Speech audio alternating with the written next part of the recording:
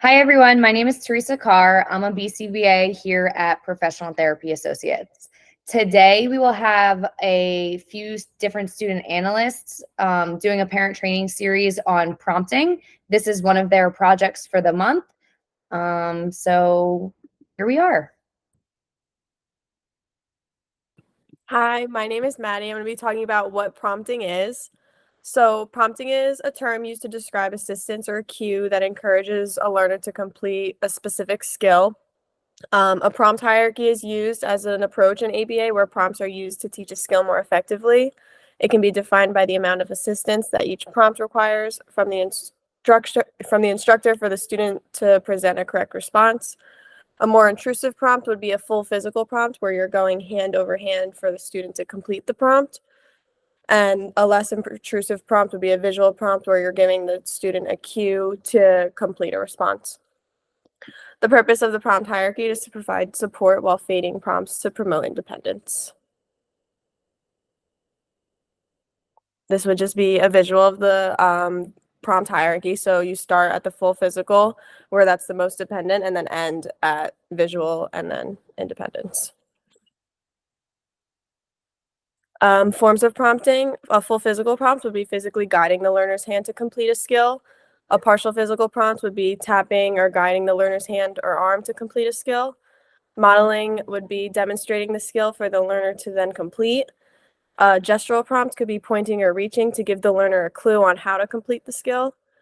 A verbal prompt would be spoken words that tell the learner to complete the skill. A visual prompt would be a picture cue that tells the learner the answer to a skill. And eventually the goal is independent to get the learner to be able to complete the skill with no prompts.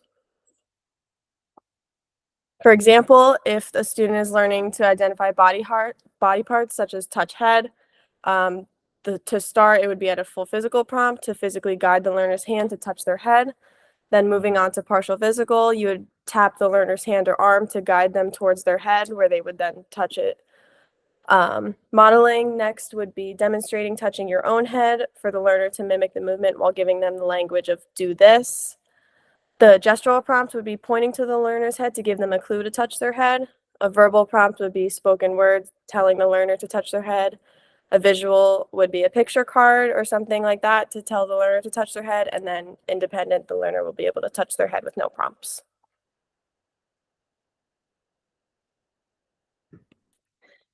Hi, I'm Cheyenne. I'm a student analyst at PTA, and I'm going to be talking about least to most prompting. This approach allows the learner to perform the task independently before providing any verbal cues, gestural cues, or physical assistance. The sequencing of the strategy would involve providing a verbal direction such as wash your hands. If the learner does not respond, the instructor may move on to a verbal prompt, which would be stating the direction again. If the learner still does not respond, the instructor may move to a gestural prompt. That would involve pointing to the faucet or the sink area. If the learner still has not responded, the instructor would then provide a hand-over-hand action and place the learner's hand on the faucet. The goal of least to most prompting is to give the learner the opportunity to respond independently before providing more assistance. Most to least prompting is a strategy that aims to ensure that the learner's end goal of completing the task independently is met. This method would be the opposite of least to most prompting, where the instructor would begin the task by providing hand-over-hand assistance. Eventually, when the client completes that step, they will be moved onto a gestural prompt and then finally a verbal cue. An example would be using hand-over-hand with the learner to show them how to wash their hands. The instructor would point to the faucet and give the verbal directions. Eventually, the learner could complete washing their hands independently by hearing the instructor give the direction of wash your hands.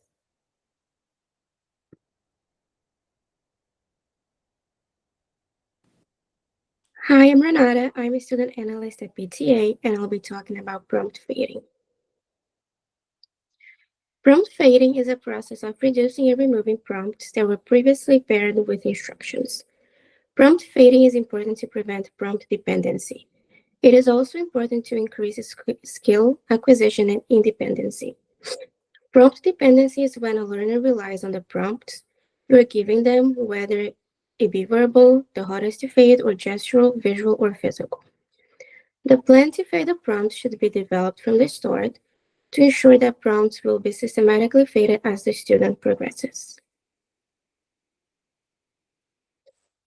It is important to continue assessing at what prompt level the learner can do in order to complete a skill, so the prompts can be faded gradually. For example, during a session, the BCBA or RBTs will probe or test learners on different materials to see if they're able to do something or not. If the BCBA tests the learner on receptively identifying body parts and the learner just sits there and is unable to respond to touch, eyes, the BCBA might point at the picture. If the learner still does not respond, the BCBA might put in a full physical prompt. Once the learner is allowing you to physically prompt them after field trials, you will then begin to fade your prompt back and see if they can complete touching eyes without a full physical prompt. How to systematically fade prompts. So we could do least to most prompts, which is we start with the least intrusive prompt, which is the verbal one, and move to the most intrusive prompt, full physical if necessary. This allows the learner to be more independent and allows us to give the least amount of prompts necessary. Most to least prompts. We start with the most intrusive prompts, full physical, and move to the least intrusive prompts, the verbal. We start with the most intrusive prompt so that the learner is successful and does not make any mistakes.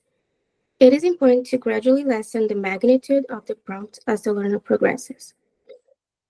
The last one is time delay. We gradually increase the time between the teaching cue and the prompt. Give a prompt with 0 seconds delay during the first trial and gradually increase the seconds. For example, give the learner the correct answer with 0 seconds delay during the first trials. On subsequent trials, try increasing the prompt to 2 seconds delay, then 4 seconds, then 10 seconds. Hi, I'm Mel. I'm also going to be a student analyst at PTA, and I'm going to give examples how to implement prompts. So the first target skill is using a fork. The scenario is the learner was already tested on eating with the fork, but they were able to pick up the fork and get the food on their fork, but then they were unable to complete the rest of the steps. So first we're going to start with the natural cue.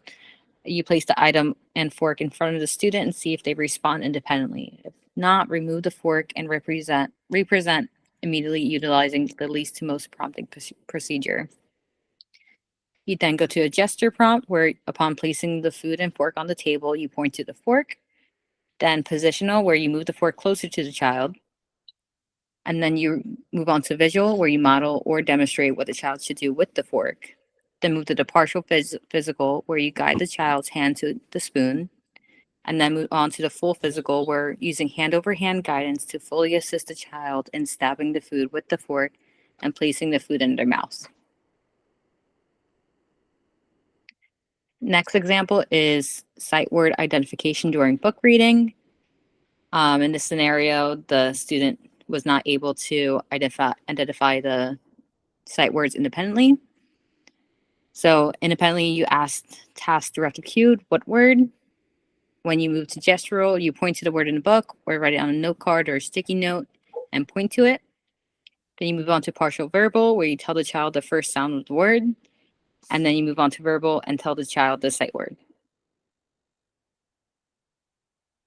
And last one was target skill, was zipping up a coat. In this scenario, the child was prompted to zip up their jacket, but was unable to do the task independently. So first, independently, the task directive was cue was zip jacket. Then partial physical, you place the child's hands on the zipper. And then full physical, you provide the child hand over hand assistance to zip the jacket. All right. Good job, guys, on explaining the prompting and the prompt hierarchy. Thank you, everyone, for coming and listening to information about prompting. If you guys do have any questions or comments or concerns or need any type of clarification about prompting, please reach out to your child's BCBA. They will be more than willing to help you.